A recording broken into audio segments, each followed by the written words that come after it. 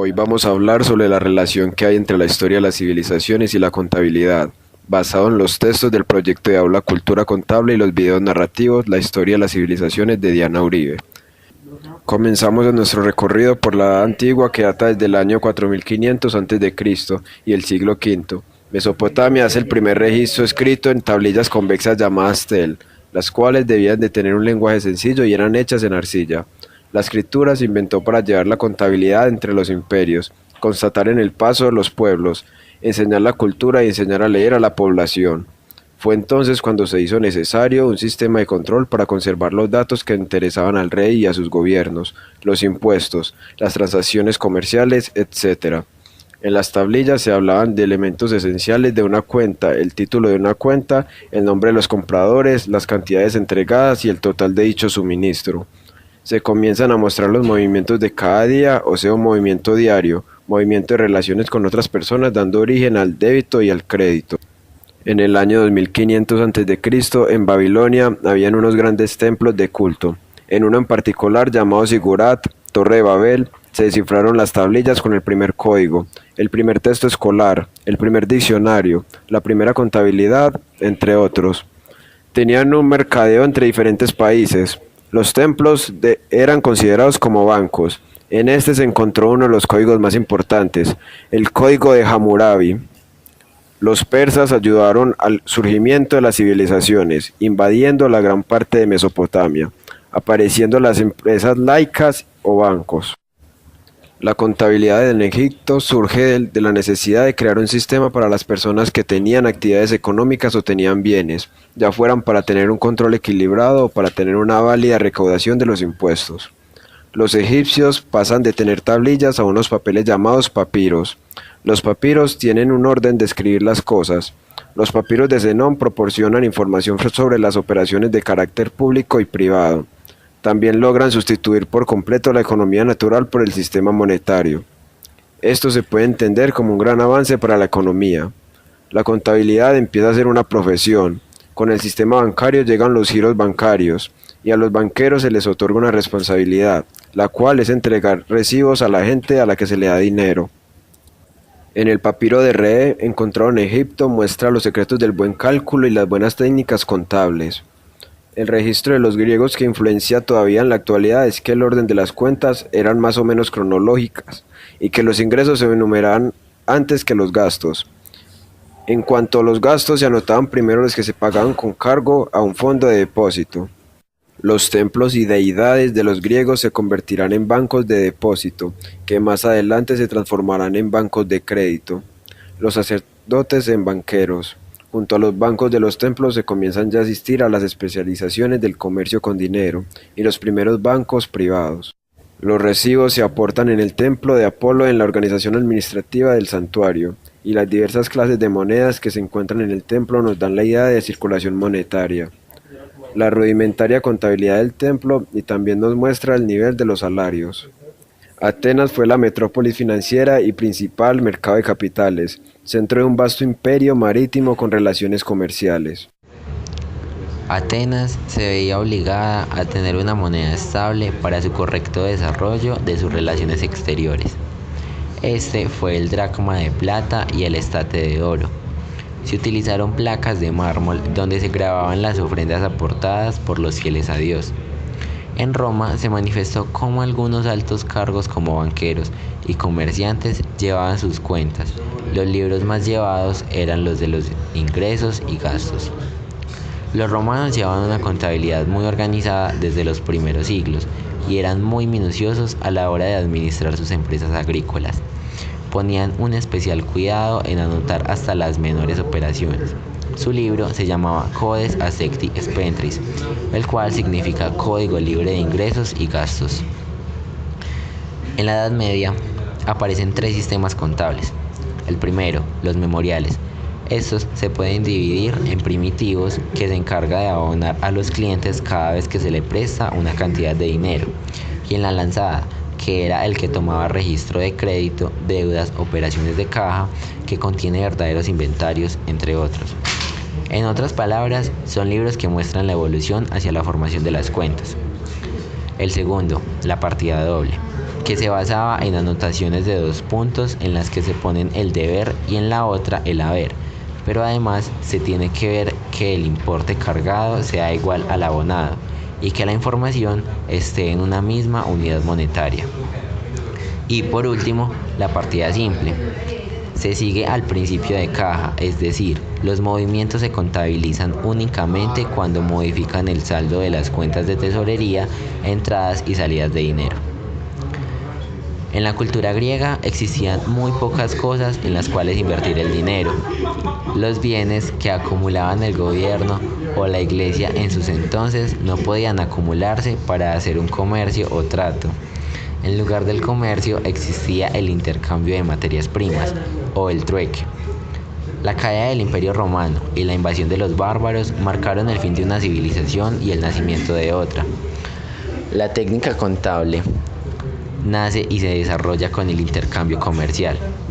Las cruzadas fueron el primer gran hecho histórico que volvió a dar al comercio una amplitud olvidada desde la caída del Imperio Romano. Se crean rutas o puntos de intercambio de productos, las cuales eran ciertos puntos que por medio de batallas los guerreros y clérigos salían a investigar en su totalidad. Francia fue una de las naciones más importantes, pues con ellas se crearon las ferias, las cuales fueron puntos de comercio donde se intercambiaban materias primas o bienes.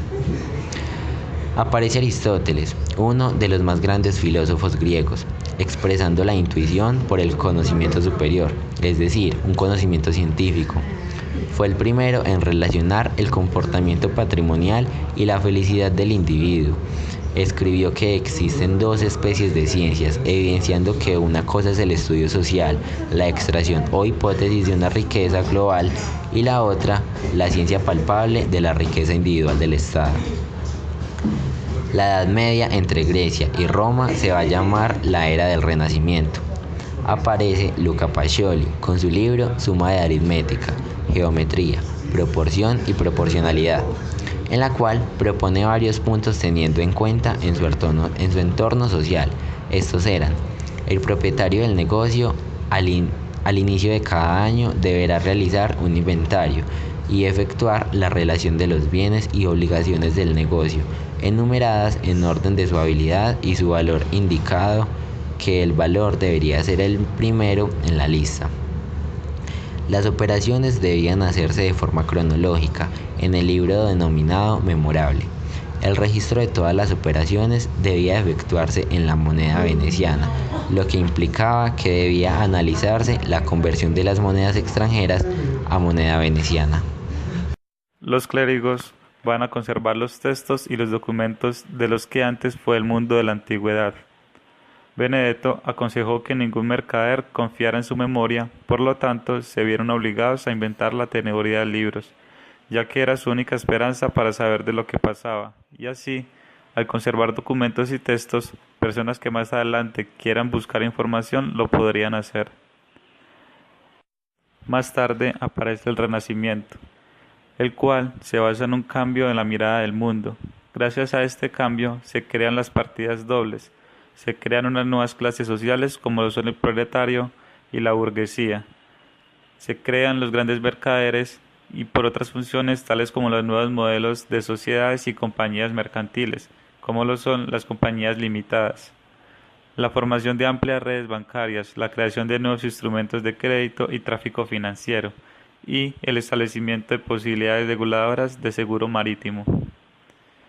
Los escribas redactan documentos de todos los conocidos importantes papeles desempeñados en el antiguo Egipto por los empleados y los funcionarios.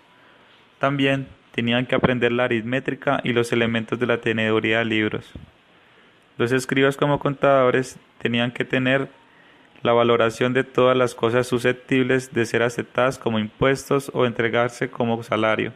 Esto quiere decir que el escriba, los banqueros, los comerciantes eran el proletariado y que servían hacia la burguesía. El feudalismo. El feudalismo consiste en el mandato de un señor importante hacia un vasallo, el cual debía ser obediente y prestar servicios en cuestiones militares a cambio de una protección y un intercambio de tierras para su sustento. En la economía, que era basada en tierras, ahora se basa en la moneda, empezando así un nuevo sistema económico, dando inicio a los bancos y a los banqueros. Daba a entender que los banqueros eran judíos y estos estaban ubicados en parques sobre sillas de madera. Los banqueros tenían que ser muy honestos, porque de lo contrario se les rompía la banca de madera donde estaban sentados. A esto le conocemos vulgarmente como la bancarrota, generando entonces lo que conocemos primero como mercantilismo.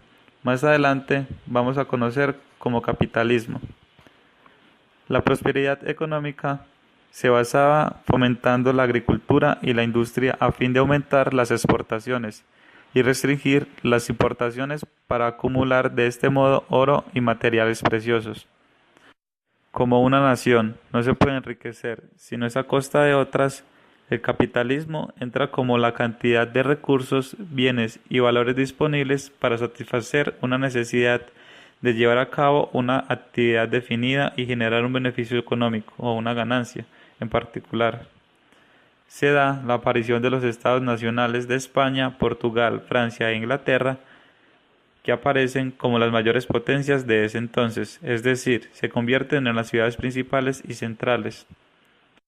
El siglo XIX trajo consigo grandes avances tales como la voluntad científica y el conocimiento de las sustancias, las nuevas formas como se generan el capital y se conducía el Estado que tenían un conocimiento mayor, donde ya la escritura no era todo, se requerían otras herramientas.